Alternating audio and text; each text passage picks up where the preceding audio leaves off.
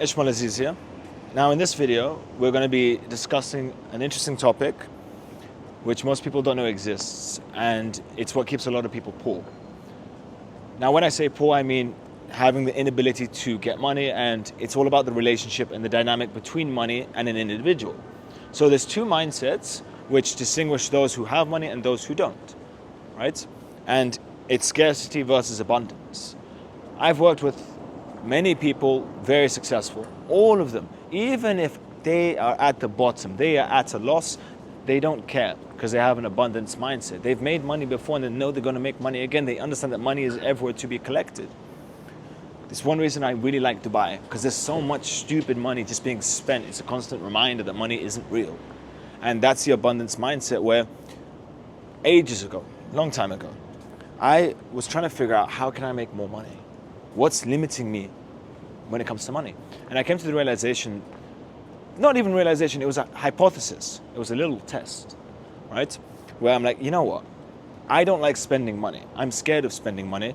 And more to that, I don't like spending money on me because I don't feel as though I deserve it.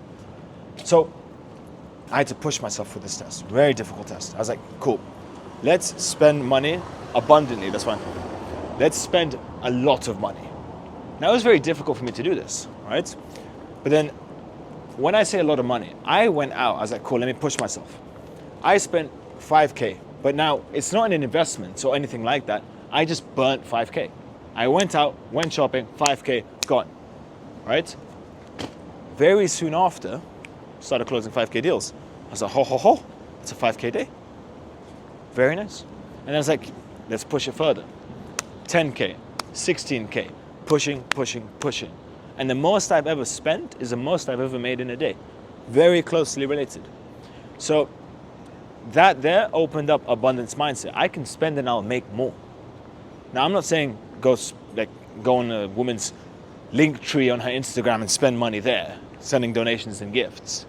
But I mean spending on yourself and spending in abundance because you know you will make more. Whereas scarcity, let me explain this mindset.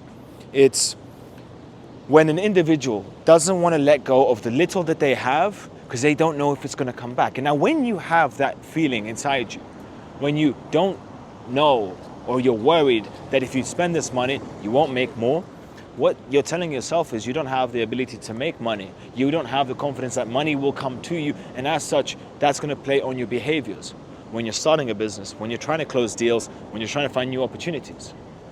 Now, obviously, two extremes. The more successful people are way closer to the extreme, which is abundance, than scarcity.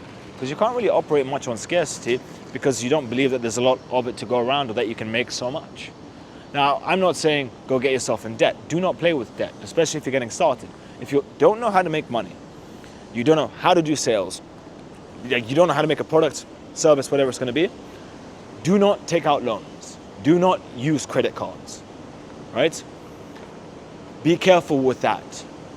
But be okay with going to zero because you're not very far away from it. Like, what's going to happen? You're going to work another month in your job and you're going to get the money back.